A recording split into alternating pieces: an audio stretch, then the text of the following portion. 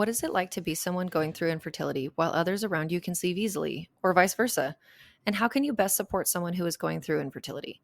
Relationship dynamics while trying to conceive or while supporting someone who is trying to conceive can be tricky to manage, and we are no strangers to how this can play out in a close friendship.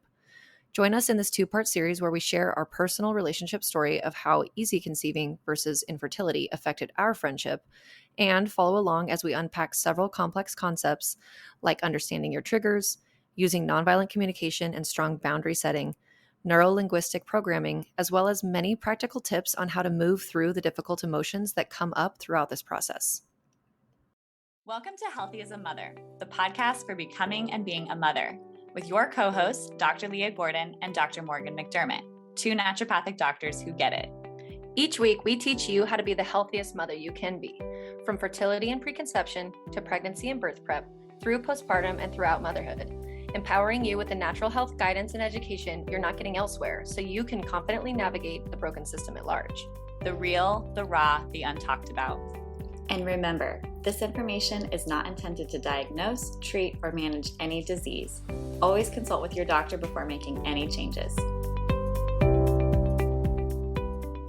Okay, so this is a really exciting episode because we've been asked different variations of this question, I feel like, for a very long time. And these are all little nuances that I don't know if I've ever heard anyone else talk about. And so we're going to dive into the world of relationships when you're trying to conceive, and maybe you're having infertility and maybe your friends around you aren't, or your family, or they are, and you're easily conceiving, and just navigating sex with your partner when you're trying to conceive, and how all of those little things change and shift. And I feel like you have so many really beautiful tidbits and takeaways to say about this topic. So, there's a lot of different little sections here that we're going to be talking about with some tips throughout. But I hope that this episode will be helpful to those people who are kind of like, man, this is really hard.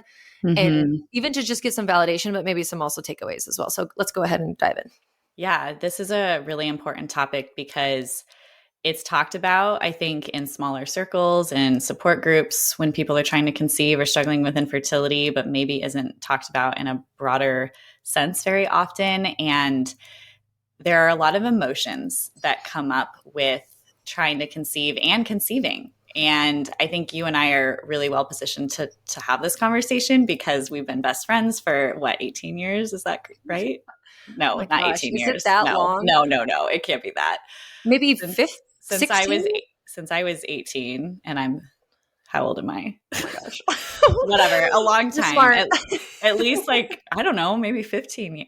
Yeah. A long time. 15 years. 15 years. We've been friends for 15 years. Wow. So, and you have had a very different journey toward becoming pregnant and having, your children than I have. And so we can kind of unpack our own personal experiences with that. And, we're not here to say that we can speak for everybody, and everybody's emotional experience is unique to them and is their own, and how they process and handle that. But I think just highlighting some of it is going to be helpful. So let's get started with navigating friend and family relationships when trying to conceive. And I would say the biggest thing that comes up and what people kind of ask us about is what to do. Well, people ask me too, how should I be and behave around a friend who is struggling to conceive? And, you can kind of speak to that, and I can too, but it can be challenging to kind of navigate. Okay, so you're not even maybe necessarily trying to conceive, but you're just a person existing in the world with a friend or family member who's going through struggles, conceiving or infertility. And the biggest thing is to have compassion. And the most annoying part, I would say, for people is to be given the long list of things that they need to be doing. Yes. This kind of goes back to the Just Relax podcast episode that we had. It's like the unnecessary, unsolicited advice, even if it means really well, it's sort of like, you know what, you just have to assume that this person is on their path. And maybe after you get really, really close to them, if you feel like they're missing a huge thing, then maybe you can kind of somehow tell them. But I think that we as people, we see people struggling and we want to fix it. And it comes from a good place.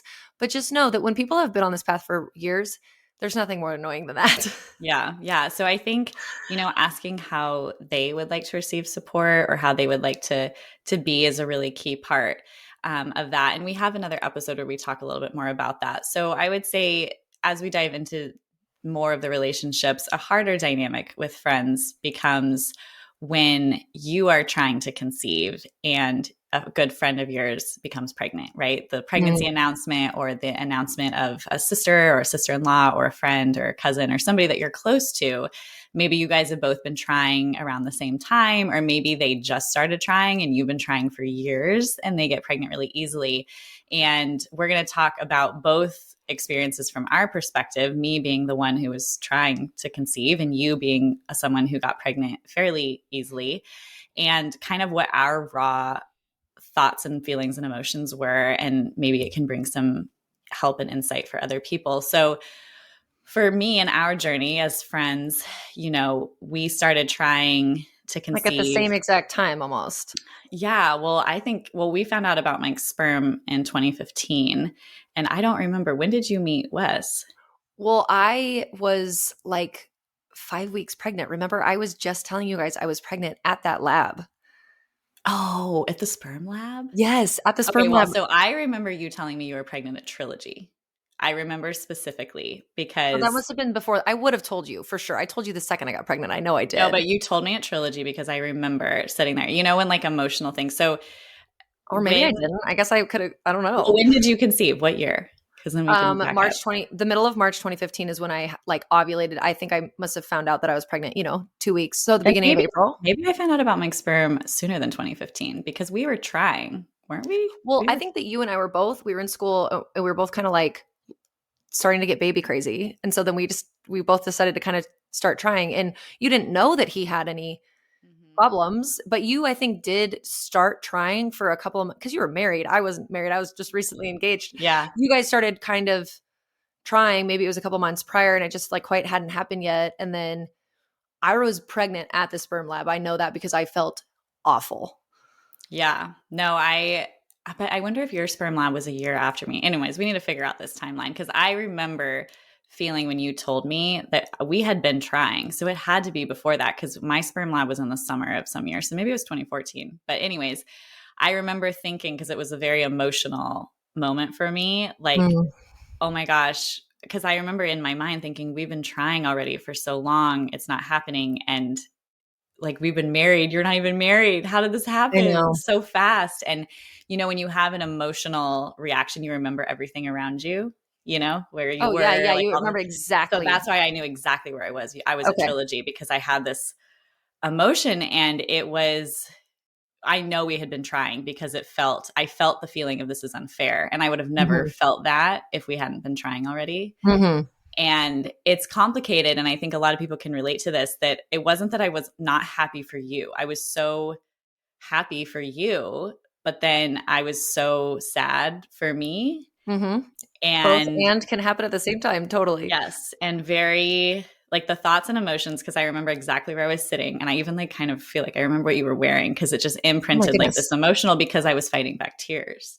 Oh. And not that, again, it's not that I was fighting back tears because I was so sad that, you were pregnant, but it's shocking. It's shock, I think, especially in a situation like if you have a friend who maybe wasn't trying. I experienced similar feelings with my sister-in-laws who, again, one, got pregnant very quickly even before they were married, and just like, oh my God, like that was so sudden. It's like I didn't even have time to process the fact that you were trying, let alone you're already pregnant. And here I have been for years trying to become pregnant. And so I remember feeling this feels unfair. This is like, why is this not happening for me? What did I do or what did we do different that makes this not happen for us? And I'm sure. And it's like a jealousy thing because it's like you sort of, not jealousy, envy, and like a loss of it having an experience that is going to propel forward into the future that you'll be behind now. Yes. Because it's like, even if you were to get pregnant, you still are like months behind. And so my baby would be born first and my baby would walk first and my baby would do all the things first. And so like, it's just weird. Yeah, it is super weird. And it very much, especially for Mike and I, because we were kind of the first to be married. And I had this thought, and I actually remember talking to Mike about this at some point in our journey, where I feel like my college experience, at the end of my college experience, my fourth year, your third year, was like it was a big highlight of my life because I felt very on top of the world. I had, this amazing fiance. I was going to go to naturopathic medical school, and I lived with this group of amazing women. You were one of them. And everyone was like focused on me, which sounds like a really bad thing to say, but clearly it was like stroking my ego in some capacity, because attention and love is fine. Yeah. We were like always talking about my wedding. It was so we fun. were so excited. I know, because it was like, I was the first one, and it was so fun. We were going on bachelorette parties and planning we were crafting, like handcrafting my whole wedding. All my best friends who I lived with were going to be my bridesmaids. Like, it was so fun and exciting, and everything was so fun. I got an engagement ring, and got to show everybody, and like planning the whole wedding and doing the whole thing. And it was just a really big fun thing. And what happened with us then, because that was a while, obviously, before we started trying to have children, that once you were pregnant, and then even Mike's sisters and other people in my life, as all of the pregnancies started rolling in year after year as we were trying, not only did I feel behind, which was a very big part of it, of, my kids, because I had these thoughts. My parents' best friends are all people who they have kids the same age with, and they've just kind of grown up together. And I was like, oh my gosh, Morgan's going to have like teenagers before I ever have a baby. And like, we're going to grow apart, and we're not going to be friends because our kids won't be the same age, and we won't be interested in the same things. And, I had that thought, and I had the thought that I just kind of felt like I faded away into the background. And, the excitement of our wedding and all of that, and school, it just became sad. There was never a happy update from us. There was never a fun, exciting thing that we had to look forward to. We had a sick dog, and I was stressed out in medical school, and we had infertility. It was like a really sad time, So and you two were always so ahead of everybody with everything. You were just very mature, very go-getter, very smart. Like, I mean, when you got married, none of us were even in serious relationships. Like, we were so far away. How old were you? I was 22 when I got married. Yeah. 22. Yeah. I mean, we were like not in that room.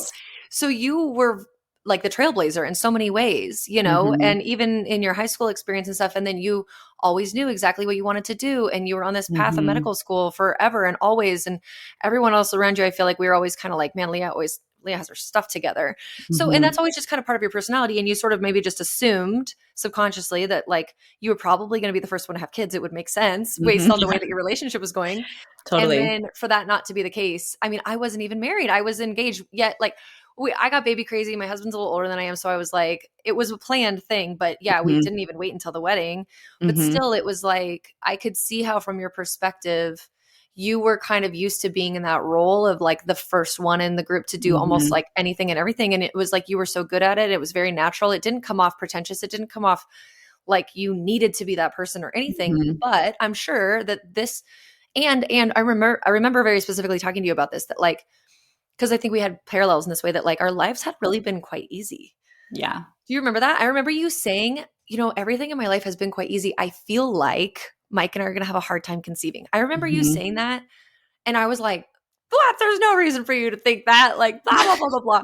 But you kind of had an intuition. Didn't Mike sort of also have an intuition about that? Yeah. Well, gosh, we have really, when we unpack it all, it's interesting because there's so many different schools of thought of how you think about the world and different things. And some people believe like everything you think about, you attract into your life, which I think there's an element of that. Some people think you kind of plan your life before you come here. Some people think it's, God or, the universe, whatever. But I remember as a kid, my sister struggled a little bit more than I did. And I remember my mom talking to her, and I overheard that she said, because she had a lot of jealousy of me because everything was like, quote unquote, perfect for me. I didn't struggle like she did. And I remember my mom, I think I overheard her talking to Sadie saying, Sadie, like nobody has everything. Like everybody always has a struggle in some capacity. And she meant well by that comment. And it was probably an okay thing to tell my sister, but I heard it and internalized it and was like, wait a minute, I don't have any like perceivable problems right now. And if everyone has something, What's it going to what is be? going to be my thing? And I remember immediately in that moment, the thought popped into my head. I was like, watch, I'm going to be that person that has the perfect life, the perfect love, the perfect house, and I can't have babies, which is the thing I wanted more than anything.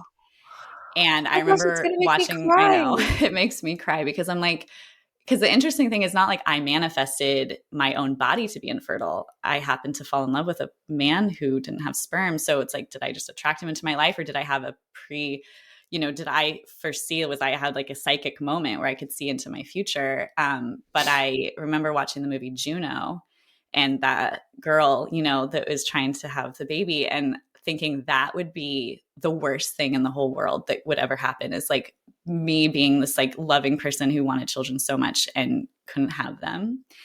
And it's really crazy and ironic that it ended up coming true, that was the thing that was my struggle. And so when I started seeing it unfold before my eyes, and like seeing all of these other people having their babies, and people I went to high school with, like the kids I grew up with who were way younger than me, having children before us, and being like, oh my God, this is crazy, how sad. And yeah, you start to just, it felt like an analogy as I'm running in a race, I'm doing really well. Like all my friends are kind of like there with me, but I'm kind of like at the front, like you said. And then I trip and fall, and like I'm way behind, and everyone like keeps running, and I'm kind of, and like no one's even, I'm not even in the race anymore. And it can just be so, like the emotions of just that in and of itself, like you mentioned, feeling behind. And I have patients who've shared these kind of emotions with me too. And having an idea or a plan for your life, I think the grief of trying to conceive and it not happening, even if it's just, I've seen it from my patients who in their mind, they're like, oh, we're going to conceive in Hawaii, on this trip this summer, Yes. and they have it all planned out. It's like what sign their baby's going to be. And I did all that too, It's like, well, if we get pregnant in December, it's going to be a blah, blah, blah baby. And, you have all these ideas, something to grieve that all the way to the, I thought I would be, 27 when I got pregnant versus, however old I was. I was going to say, wait, 3. Or you 31? Yeah, I don't know. But gosh, it was longer than that. Yeah, because we found out about our infertility when I was 25. So yeah, it's but I'm interested to hear from you what it was like being the friend who got pregnant. Yeah, so it's sort of like I think there's a name for this sort of feeling, or it's not imposter syndrome, but it's sort of a feeling of like, why me? Obviously, I was so happy. So we had a window before our wedding where I was like, Wes, if we get pregnant within these 3 months, the baby will be old enough to be at the wedding.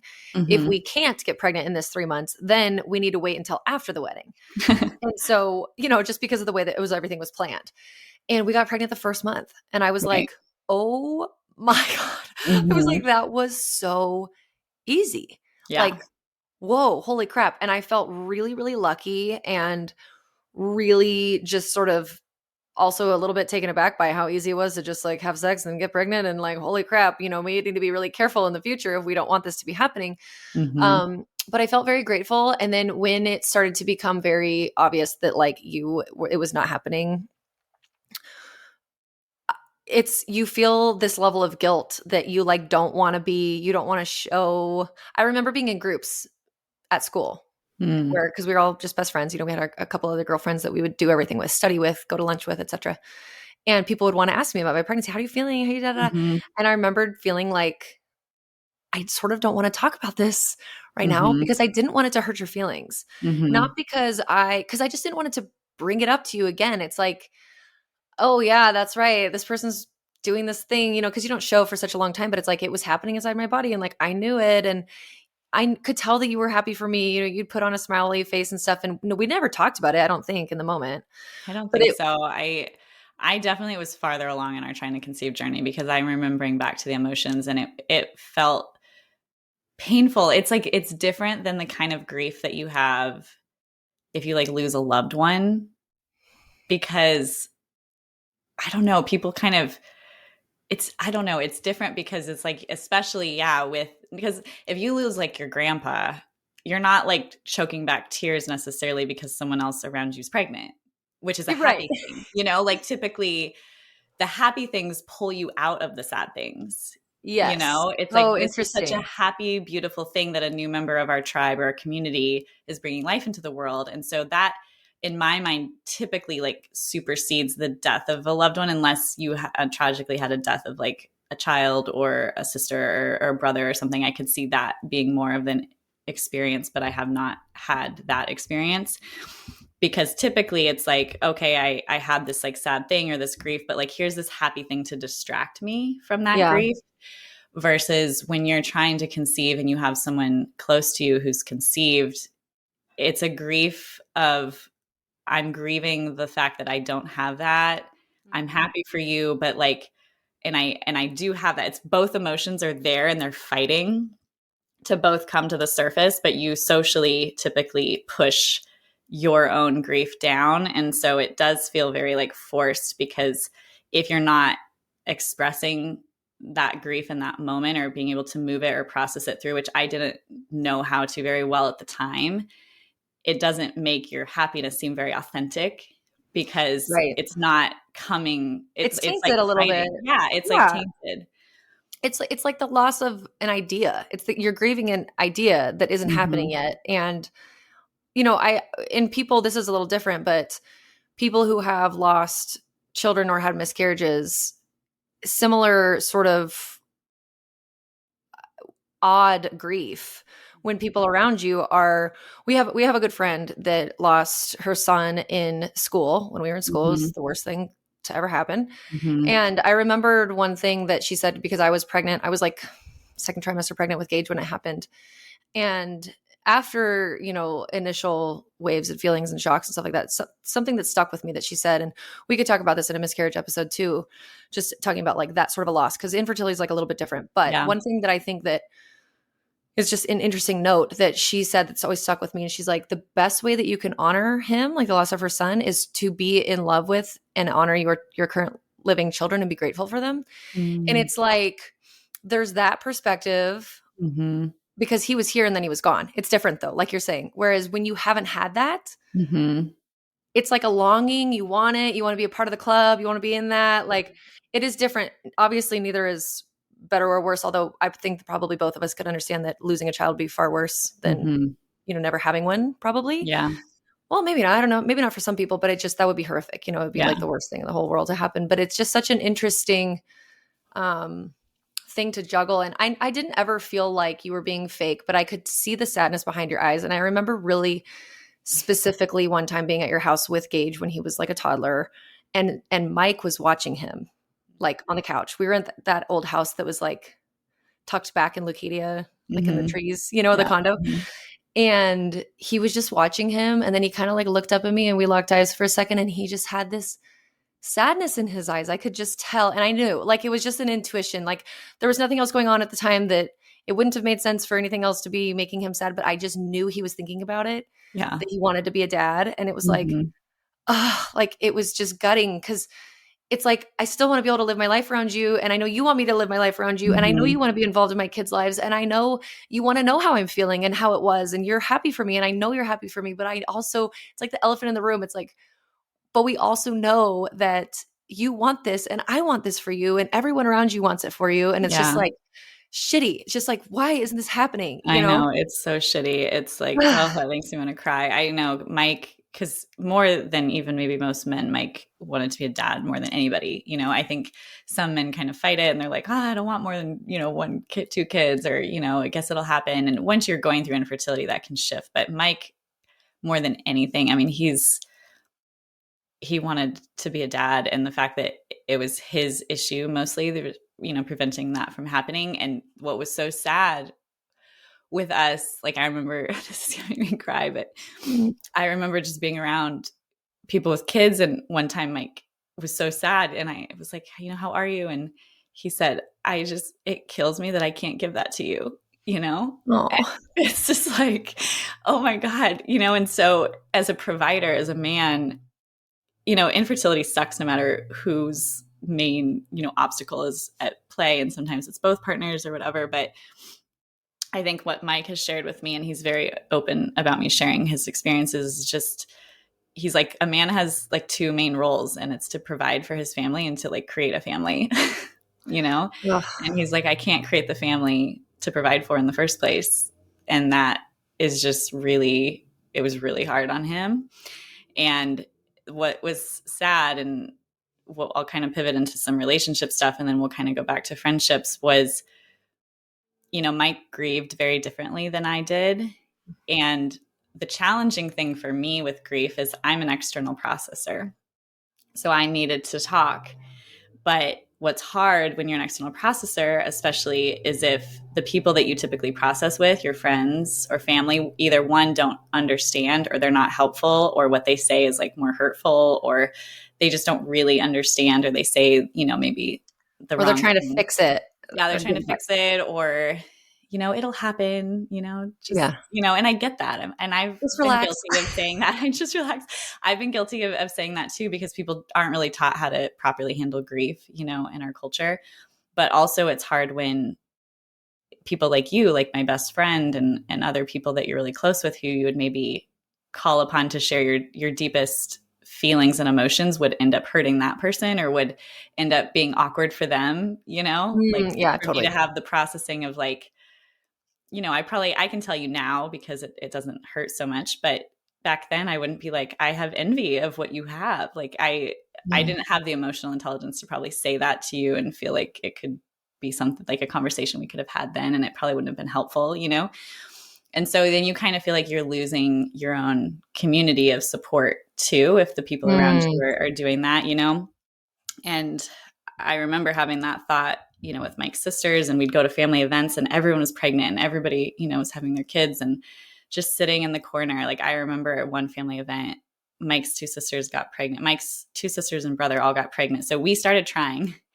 You got pregnant, and my three sister-in-laws all got pregnant, and my brother's wife, they all got pregnant within a year. Like a year, of yeah. each other. Like everyone was pregnant. There was one time where I looked around in my life and every single person around me was pregnant. And we had been trying already for a while, and just sitting in a room being so sad. Like you're so alone in a room of people. And that if you told people how you really felt, they would just feel really bad for you. But that's not what you want.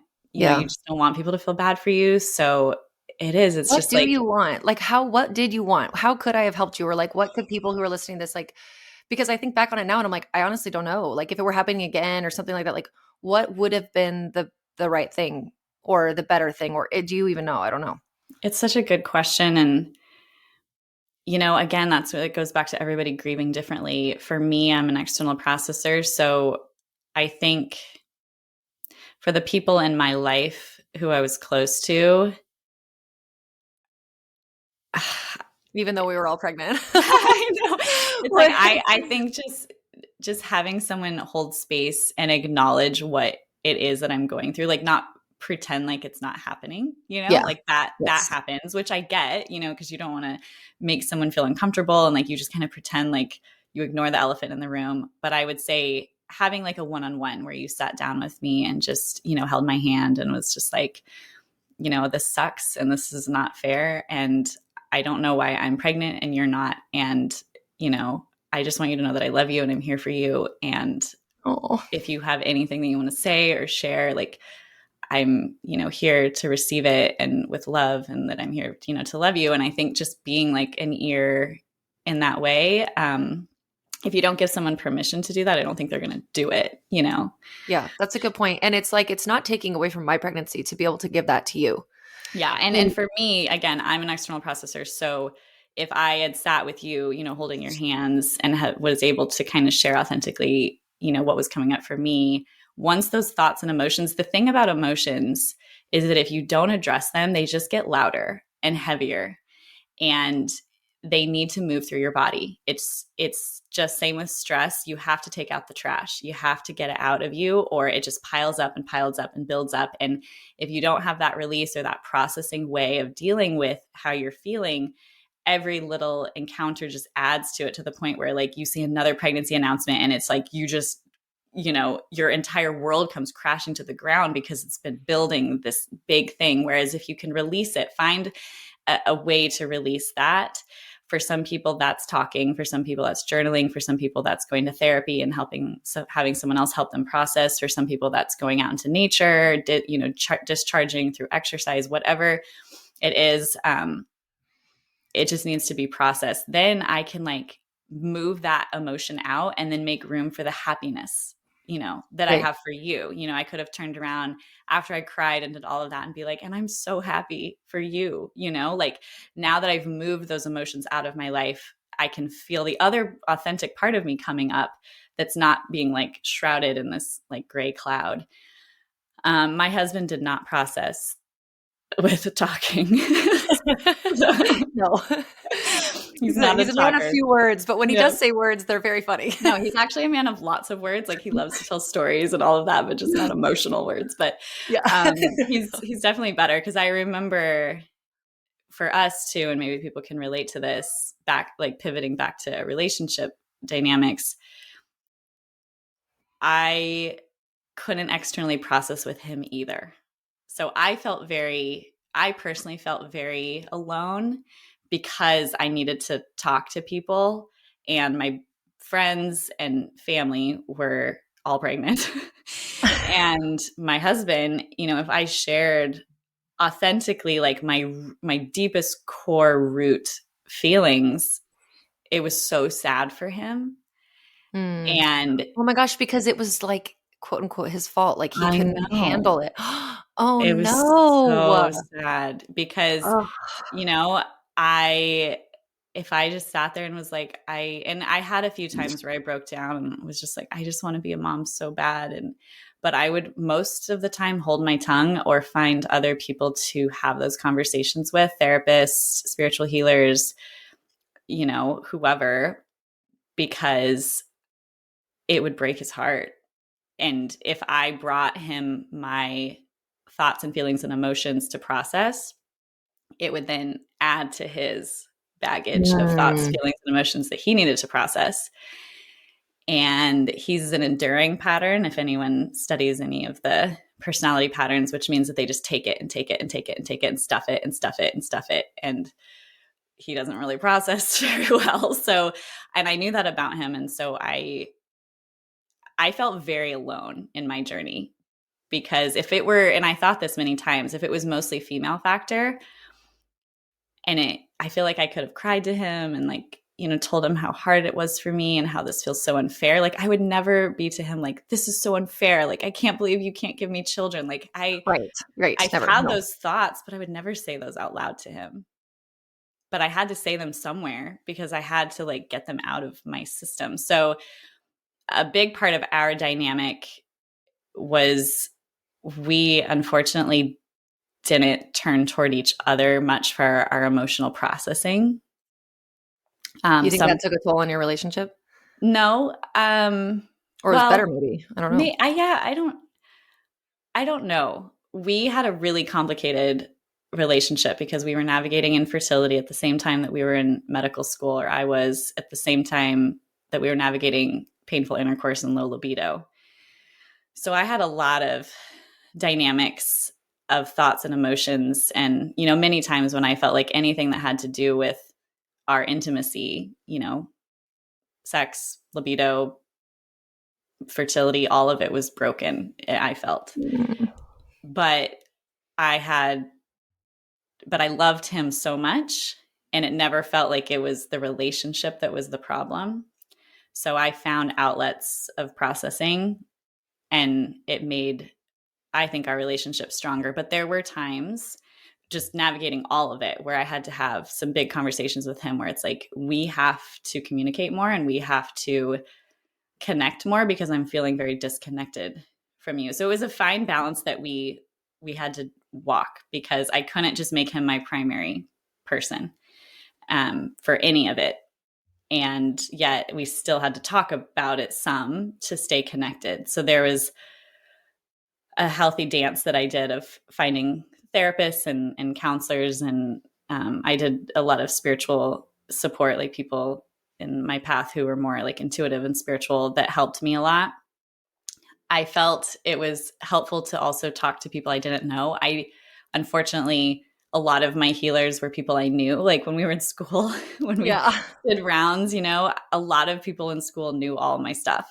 Because if I went to any appointment, any therapy appointment, anything in school, it was great because it was like cheap or very free for us to get help. But a lot of the times the doctors were student teachers or students practicing, you know, and doing their rounds. And so a lot of people knew all of my things, or I have friends or family who are intuitives and stuff that I went to because I know they're wonderful and great, but then it would make other relationships complicated. So but then it was hard for me to trust strangers necessarily. I am not a person who cries easily. So I'm not just going to like cry in front of anybody. I have to kind of find that person I feel comfortable with. But yeah, I would say identifying how you process your emotions is very important during this process, because you can't make the emotions go away.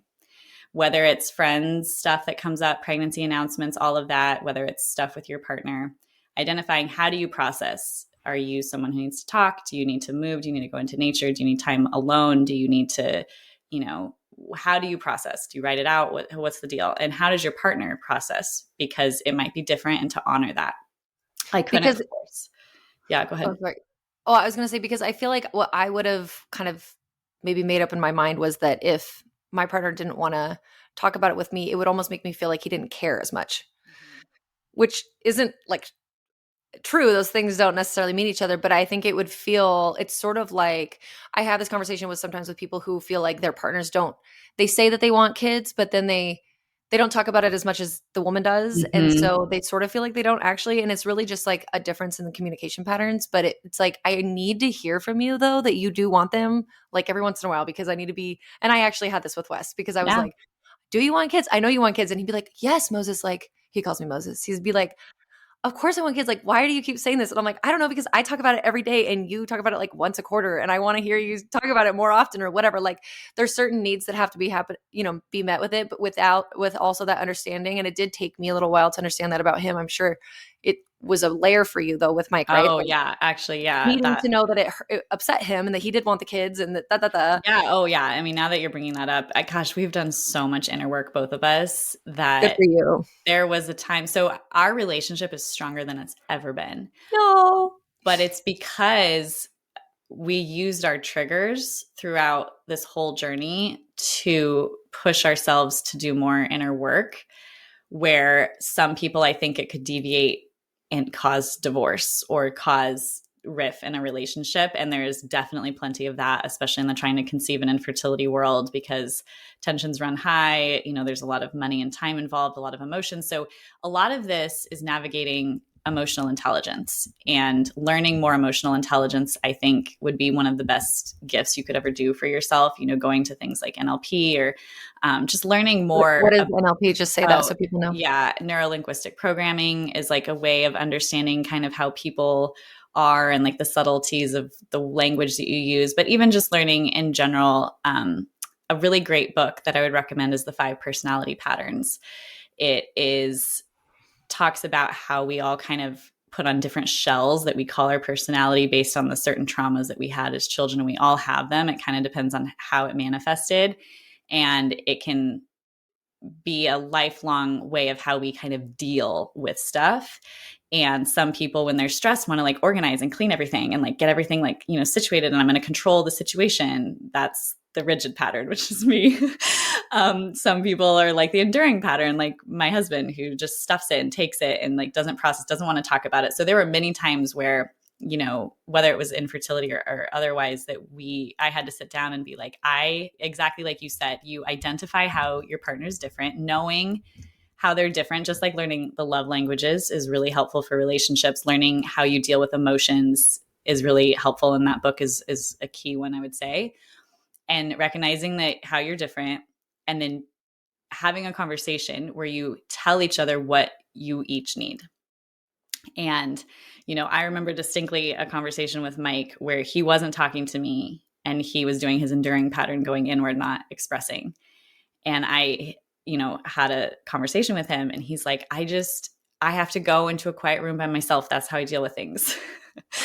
And I'm like, well, I need you to talk to me, because yeah, exactly like you said, if you're not talking to me, I interpret your silence with all sorts of my baggage, Yes. and Indifference, not caring, all that's what sorts. happens when that's not exact at all what they're thinking. And I think so many miscommunications and misunderstandings in relationship are that with friends and with partners. And, I feel like even you and I have navigated some complex emotional things where there's so much misunderstanding, and you take your own version of what you think based on the emotion that you're laying it over, anger or guilt or whatever, and then project that onto the other person thinking that must be what they said or thought or felt. And that's what causes rift in relationship. And you have to instead kind of float above it and say, okay, really, we're all just wounded children trying to survive. And we are. And like, how can I see this other person in my relationship with compassion? Where could they be coming from? Recognizing that like they handle things differently, how you handle things, and really having that conversation of what do you need, and asking them what they need so that you both can help fulfill each other's needs in this journey, There's another book called Nonviolent Communication, or it's like an idea, but it's also a book. And it gives this very specific sentence structure for the way that you're handling conflict. And there's so much more to know about it, but it's basically like you state when you see this like neutral event happening. So you could say, when you don't express to me how you feel about our infertility journey, I feel blank. Yes. And I need you to blank. So it's like the sentence is expressing, because instead of saying, you don't ever want to assume intent. So instead of saying like, when you shut down and don't care, it makes me feel bad. It's like, no, you don't know that that's what's happening. So all you have to say is the neutral event that you physically observe with your eyes or your experiences. When you don't talk to me, I feel shut out, or I feel like you don't care. And I need you to express the way that you feel so that I can know, or whatever it is. That might be another good resource in this, because these are, and also like you just said, your relationship's the strongest ever, which by the way, just like so proud of you and congratulations to you, because there was a time where I kind of did think that you guys might have not made it. Yeah. There was a time that when things were, like you were mentioning, when things were really dark with like medical school was hard enough, and then it was like you couldn't get pregnant, and then this like libido stuff and everything was really rough, and it was like, oh my God, like you guys are like my mom. I mean, you're my friend, but it was like like mom and dad might get divorced. Like this can't happen, And I mean, these are understanding the enduring pattern type stuff, the 5 personality patterns, having a good basis of emotional intelligence, having a good basis of nonviolent communication. These are all lifelong skills that we need for navigating life in general, especially when things do get tricky and you have kids and now there's all these added layers.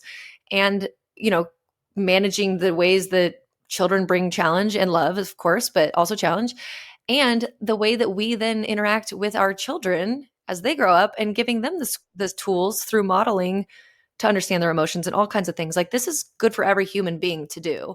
And to have, we'll write all these books down in the show notes too, but I just want to give you props because you guys are just such a testament of like inspiration for this whole thing. And it's like, now you have this baby and this kitten and you're so happy and you've come so far from a very crappy place where all of this around you for years and years and years was really, really hard to watch and witness. Yeah. Thank you. I appreciate that. And, sometimes like healers I've been to in the past, they're like, you have a lot of unresolved anger. And I'm like, do I though? Like, I don't feel angry, but, I am a person who tends to like look at the world with a glass half full more than other people, even people who I'm really close to who've had different experiences of the world. So I'm always conscious of like, okay, am I just like putting, sprinkles on a piece of poop, or are we like really getting to the root of things? And I think the only way to really heal and move through really hard times is you have to get to the root of something, and you really have to dig it up and go deep. And when you do that, so I remember this specific, so just to give you guys perspective, when I met my husband, and I don't ever want to give people false hope. And I've regretted in the past saying things like this because I don't want to make people think that they can change their partner, because you can't change anybody. You can't. They are who they are at their core, but there are things that can be learned. And I think a lot of how people are in the world is learned behavior from their parents, from their society, from things like that. So if to the core someone is a certain way and refuses to budge and shift, that's more challenging. But before you ever give up on somebody or anything, it's important to have tools like you mentioned, which I haven't read that book, but I know exactly what you're talking about. And I don't know where along my journey. God, I wish I would have kept a journal and like wrote down all the things that I did. It would have been so nice because I know exactly that, because I remember when Mike and I met, I modeled behavior that my parents taught me, which was if you're in conflict, you avoid the other person. You go in the other room, you give them the cold shoulder, you don't speak. I remember when I first met Mike and we would have conflict, I would just I would go quiet and I would turn away like in the car out the window and I would smolder, inside, and he'd be like, what's wrong? And I'm like, nothing, Yeah. and, cause that was my learned behavior that I learned from watching others around me. And I remember I almost left him when we first started dating because he wouldn't communicate with me. And I remember he was washing his truck and he looked at me, he's like, no one in my family communicates. That's just how we are. We don't talk about our emotions. We don't talk about stuff.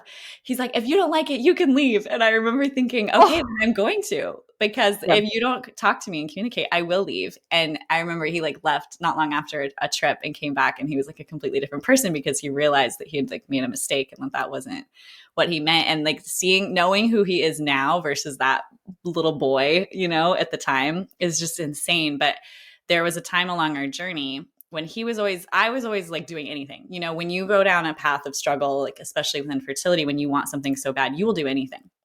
And I would go to every healer, every doctor, everything possible. But a lot of it was me dealing with my emotions because it wasn't like my health was necessarily the issue. We were at the same time trying to figure out Mike's health issue. And I was dealing with like the repercussions and the emotions of all of like this and the fact that we couldn't have children and, all of that. And he wasn't doing as much of that work.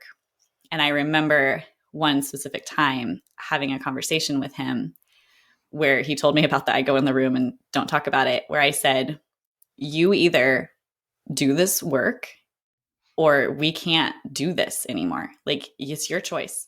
You have the choice. The power is in your hands. And I'm not making you do anything. This has to be your choice. And he made that choice. He made the choice to... Snaps to Mike. Yeah, I know. Snap. He made the choice to start looking deep. And it's hard for men. It's really hard for them. And he didn't think that it was, he thought that was just how men were wired. That's how his family is. It's genetic. I'm like, it's not genetic to not deal with your like stuff, with your trauma. And he had so much. And so for him to like start unpacking that, both of us together working separately on our roots, on all of the snaggly trauma and stuff that happens and all of the emotions, that was what was needed. If that's not dealt with, you kind of ignore and don't look below the surface, going to therapy, going to, transformational type of things, doing the hard work, looking at the uncomfortable stuff, then eventually the flowers fade and wilt and it's really hard to get them back. Yeah. Like you just have to work on the hard stuff. So I'll put in the show notes some of my favorite resources of therapists and support and types of support that I did, because a lot of them are very atypical than just like going to talk therapy, which can be helpful for some people for sure. It's one element and aspect, but what I'm talking about is deeper work. Yeah. And I mean, like I said beforehand too, ideally everybody's kind of on their own self-development path. And for me, motherhood has catapulted a self-development path like I've never known, just because if you're trying to parent in a different way or like, acknowledge and recognize and heal your triggers in the moment while you're parenting, it's really, really tough. But there's this idea that probably many of you have heard about, but if in case you haven't, it's called reparenting, like RE dash and then parenting, where you as an adult are starting to do this work and uncover all of these different aspects about yourself and the ways that, and our parents do the best they can, but no one is perfect. And we are going to do the same thing to our kids. If we think we're being perfect as parents to our kids, like absolutely not. We will traumatize them somehow. It just is what happens.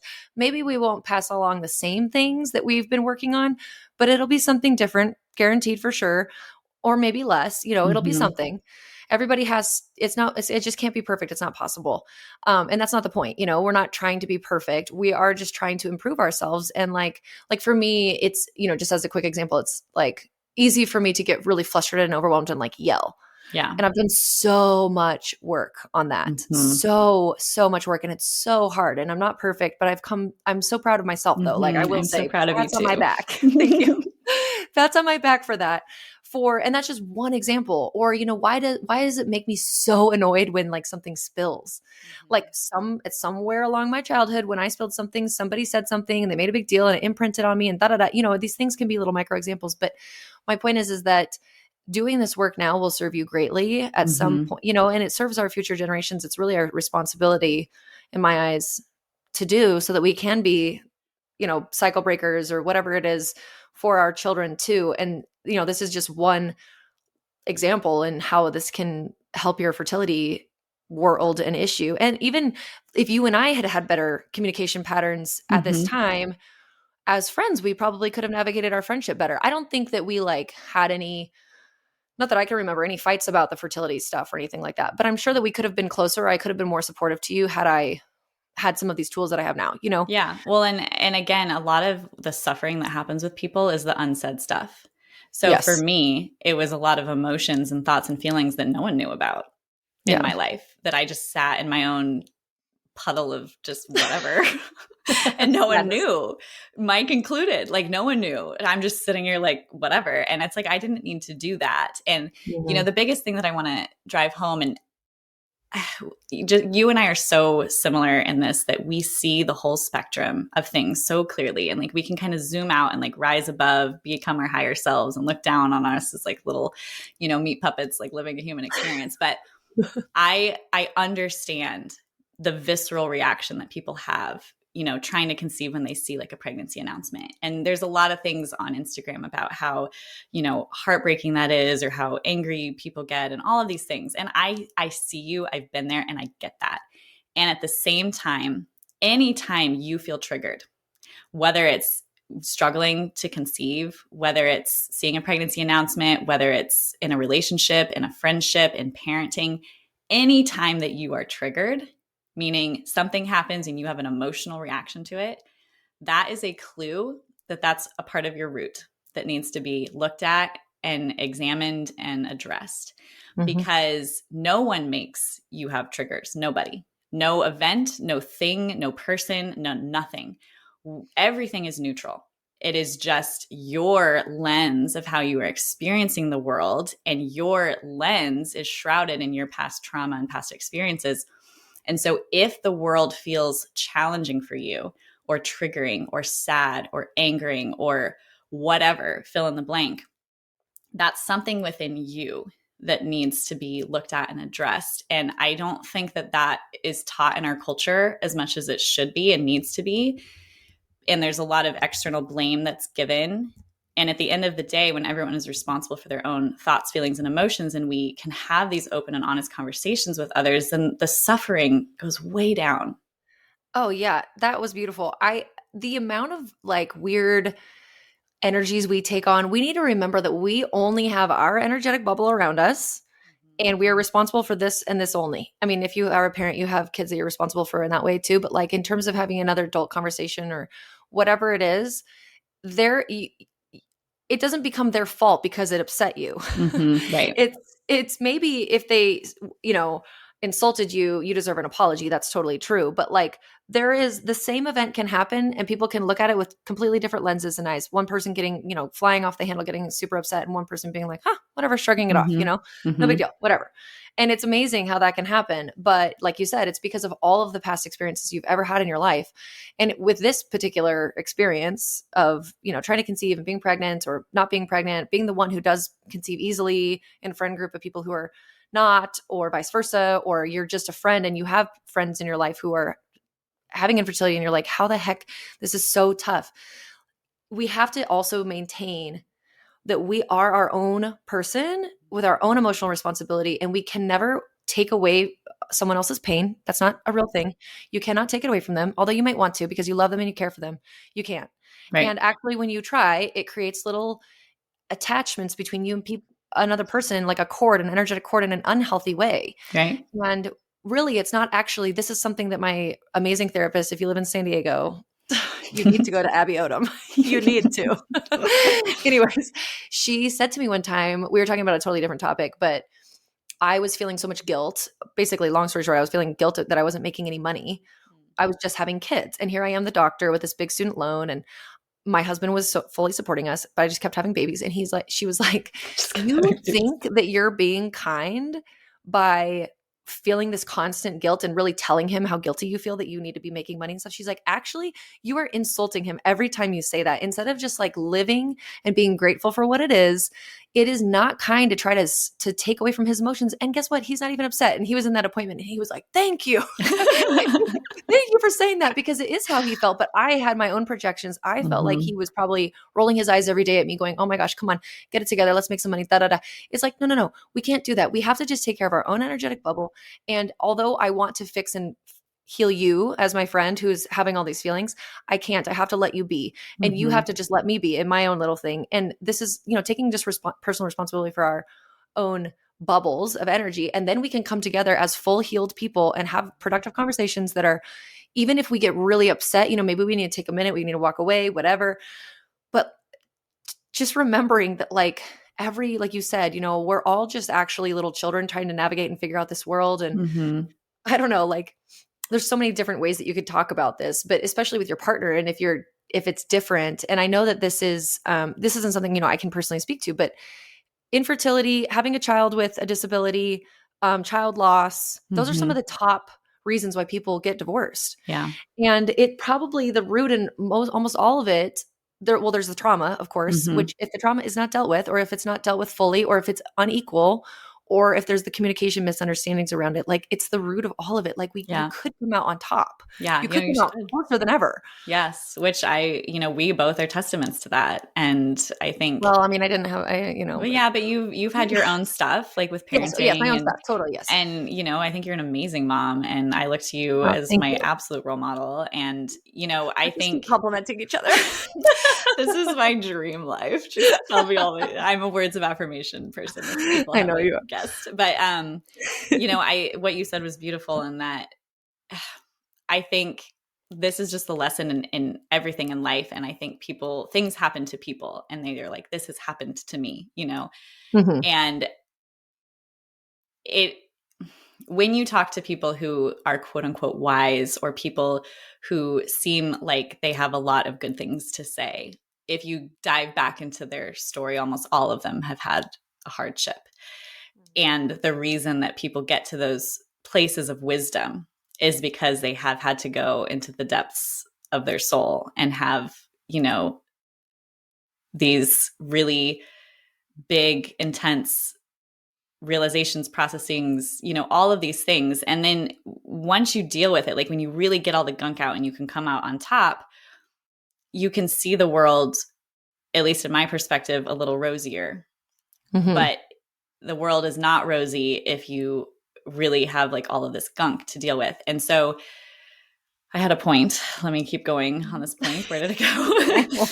But that we as humans are on this like very intense, crazy emotional ride, and we are all dealt different cards, but we are all dealt cards. They're all different. Some maybe are more intense than others, but they are all dealt to us as opportunities for growth. Let's put it that way. And there's no escaping opportunities for growth in your life. It will come in some form or fashion, one way or another. And so no matter what's going on in your life that might be challenging or hard, if you can instead shift your perspective of, okay, this really shitty thing is here, in my life, in front of me, it's happening to me, whatever. And I'm triggered, I'm sad, I have all these emotions. Like, what I just want people to leave with on this episode is, how can you take that as an opportunity to grow and shift and work through these triggers, because it's ultimately leading you closer to the person that you are meant to be. And, the people who do counseling in relationships, helping people with marriage or finding the right partner, is all the same work. and people who have grief and trauma and loss, it's all the same work. And parenting, it's all the same work. It's all the same work because at the end of the day, it is that we just have all these thoughts, feelings, emotions, and triggers, in my perspective, because they are the little golden nuggets that lead us down the path of how we can, really become the best versions of ourselves. And then at the end of the day, you do supersede it and rise above it, and you can come out on top. And it's not like the world is always sad and woeful. And you see it in so many people who've had crazy hardships, who've lost all their hands and legs, and, they're like the happiest people alive, or like all of these things.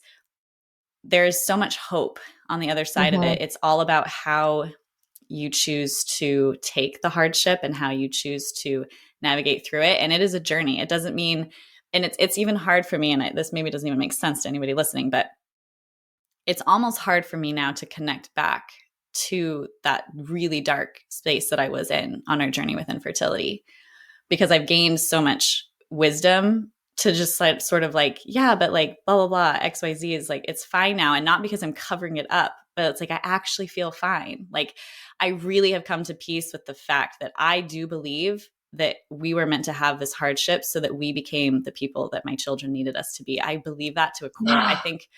I think back to who my husband was and how I was, and, how I handled these emotions and these relationships at the early time in our life. And, granted, I have a really beautiful, easy daughter, but I don't get bothered by things that I think I would have if I hadn't done so much work because of our infertility journey. And my husband and I would not be in a good place, probably divorced maybe, if we weren't forced to look at all of the gunk and all of the crap and things that were brought up by our infertility journey. And so if you can take your hardship and really, although it's hard and you're navigating through it, and it's not that going through it and looking at the depths of it is going to be easy, but if you choose to take that as an invitation to do the work, amazing things can happen. What a gift, honestly. Like what a gift to be able to, like they say, there's some kind of quote that's like nothing in life worth having is easy or whatever. You know what I'm saying? There's all these challenges and these different things. And it's like, yes, you can just kind of like float and ignore stuff and stay in the gray and never deal with anything. And, have a very maybe small emotional capacity where you feel small highs and small lows, and you sort of just shove stuff into your body. Maybe you develop chronic disease, or you have pain in your jaw or your head or wherever. You can do that for sure. And some people do. And unfortunately, a lot of people do because they've never had any kind of other option or education or help or support with it. Or you can really like have the walkabout, the journey of the dark soul, the dark night of the soul, and deal with the demons. And the benefit and the gift on the other end is so, so very worth it. It's such an amazing thing to give yourself, your partner, your kids, your friends, everyone around you. But if for nothing else, if for no one else, for yourself, to have big paradigm shifts, to be able to look at life in a different way, to be able to look at people and just say, hey, I'm not going to take things personally anymore. You know what? You do you. I'm going to put up boundaries, and that's okay. And I can have boundaries, and I can do this and that, and I can ask for what I need in my relationship. And if I'm not getting it, then I'm going to leave. Yeah. Or, if I'm, after you give it a nice, good shot, right? Like, but still, you got to try. But that is just such an overall general gift. I mean, I feel like this episode has kind of taken its like path. It's almost more about trauma and everything. Totally. But that's because that's what emotions are, and you're right. It kind of took its own path. And some of the things that we were going to talk about, I think we should save for a future episode. But that was beautifully said, in that when we talk about it, there was no way to not talk about this, because if you're like, okay, well, how do we deal with relationships with trying to conceive? Well, the whole thing of relationships is it's built on emotions and communication, which is relationships. And the obstacles that come up with relationships are emotions and communication from trauma. From trauma. So you're right. We didn't initially set out to talk about this, but it's like, what else would we say? I mean, if that's not this, root. It's like, this is the root. This is our whole goal. Are you sad? Go in your room and cry. Like, I don't even that. It's like, well, you're crying because you're processing emotions. It's like, this is it. This is it. Yeah. 100%. I love that. Yeah. We can save some of the other things for a future one. We'll make this a part 1. How about that? We'll do a Yes. part 1 and a part 2. This is part 1 of how to navigate relationships when you're trying to conceive. Part 2, we'll dive into more of the nitty-gritty of maintaining your partnership and like, having sex still while you're trying to conceive and keeping it fun and not just purposeful, or, how to manage some of those emotions, or like sex after loss, like having sex again after you had a miscarriage and managing some of those emotions and, some other things too. So thank you for this. I think that was great. I'm glad that we just sort of went off down this path. Good. Thank you. It's all very important. Yeah. And lots of resources in the show notes. Cool. Thanks for listening to this episode of the Healthy as a Mother podcast. In order for other women to hear this information, please leave a review with Apple Podcasts, subscribe, and send to a friend who could benefit from this content. We're so excited to share more on becoming and being a mother next time. And remember, a healthier future starts now, and it starts with you. Please remember that the ideas and views presented in this podcast are for informational purposes only and are not intended to serve as a substitute for medical care of any kind, including the diagnosis or treatment of any illness or disease. Consult with your provider before integrating this information into your own care plan. Now go have a wonderful day. You've got this.